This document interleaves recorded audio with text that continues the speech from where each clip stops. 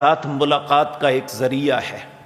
اسی طرح جو مال کی عبادت ہے، اللہ رب العزت اس کی تقسیم ہے، ان اللہ هو الرزاق ذو القوۃ المتین۔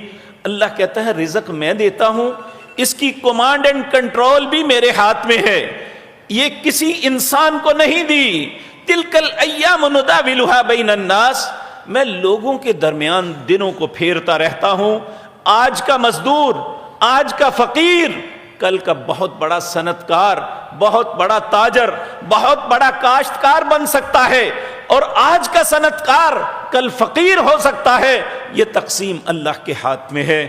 اگر انسان اس عبادت کو کرتا ہے، یعنی اپنے مال کا حق ادا کرتا ہے، تو پھر اللہ اس پہ تنزلی کو روک لیتا ہے، اللہ اس پہ تنزلی نہیں آنے دیتا بلکہ ترقی عطا کرتا ہے۔ اللہ رب العزت نے، یاد رکھیں، نماز ہمارے بدن کے گناہوں کو صاف کرتی ہے۔ جب کوئی انسان نماز پڑھتا ہے اس کے پچھلے گناہ معاف ہو جاتے ہیں۔